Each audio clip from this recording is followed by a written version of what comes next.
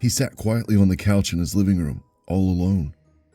The lights were doused, the curtains drawn tight, and the last of the sunlight drained into the darkness. He could hear the excited shrieks in the distance. The high-pitched sounds tore through his flesh like broken glass, and he shuddered at their cold sting. It was starting. His paranoia gripped him tightly, making it difficult to breathe. He could almost feel clammy hands on his throat, but it was 2 hours before he could safely take more medication. The dates on the calendar inexorably marched through the seasons of the year, and finally, like an avalanche too big to dodge, it had arrived again. He dreaded this day. It never seemed to matter how hard he tried to hide. Somehow, they would still come looking for him, expecting him to greet them cheerfully. But he hadn't been in a state of mind to do that for years. He didn't know how to make his house look any less welcoming, short of a moat stocked with snapping alligators. He winced at that thought.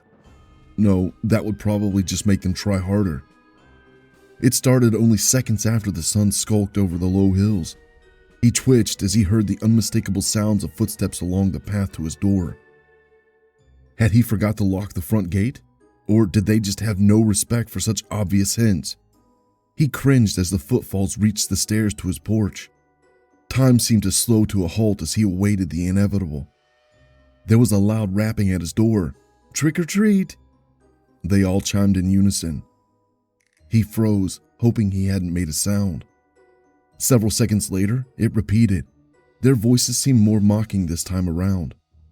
Another pregnant pause followed. "I guess no one's home," he heard one voice say. "You know the rules." "Yup," a gruffer voice replied. "Egg his house back to the Stone Age." Oh, that was it. Being denied his sanctuary was one thing, but he wouldn't stand for mean-spirited vandalism. In a flash, he stood up, flipped the switch for the porch light, and flung the door open. "Don't you dare, you little monsters!" 4 startled faces stared with wild eyes. A witch, ghost, pirate, and a zombie met his gaze. They were probably between the ages of 7 and 10. A thin smile crept over his lips. He had to admit they had done well with their costumes. But by their age, he was well into the unstoppable decline. Suddenly, they brightened up. "Trick or treat!" they called in unison. The witch waved her hand with a flourish. "Bippity-boppity-boo!" The ghost twiddled her hands as she wailed playfully. "Candy!" The pirate brandished his cutlass.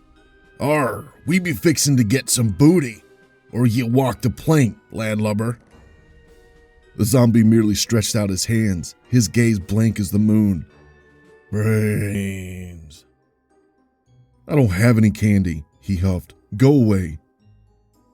He felt himself start to shake. The terror was getting the best of him at the worst possible moment. Under his breath, he strove to assure himself that they were just kids. The pirate dropped his act. "Aw, come on, mister. It's Halloween, and you've got the best-looking haunted house in the whole neighborhood." What?" he boomed.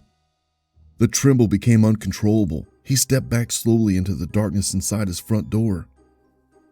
"Sure," the witch piped up. "Dead trees, broken fence, distressed and weathered siding. It's straight out of a ghost story." His rage and humiliation boiled over. "Those aren't decorations. That's how my house actually looks." Their faces fell. "Oh," the zombie looked embarrassed. "Well, we really liked it. We didn't mean nothing by it." "Well, there's no candy for you here," he growled. "So you better just leave." "You have to have some candy in your house," the ghost trilled. "Of course I do," he snapped. "But it's not for you."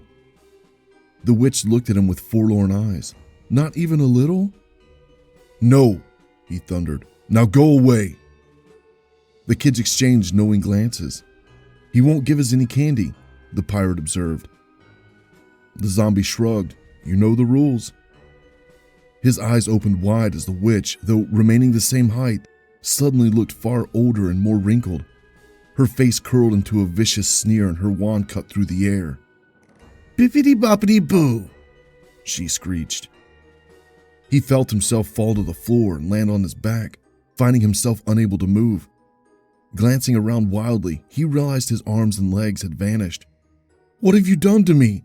he shouted. A piercing agony erupted from his belly. The pirate stood over him, grinning evilly. His clothes tattered and worn, his cutlass sharp and polished. The tip of its blade ran up his torso with sickening efficiency.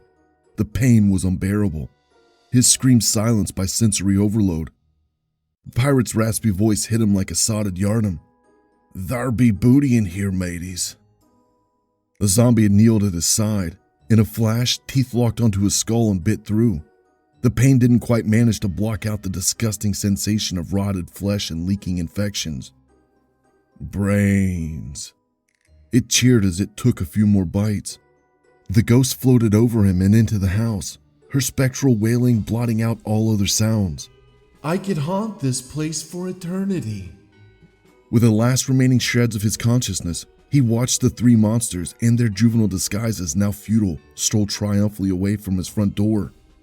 He managed a grim smile as he realized that all of his psychiatrists had been wrong. He wasn't paranoid, and he had never been crazy.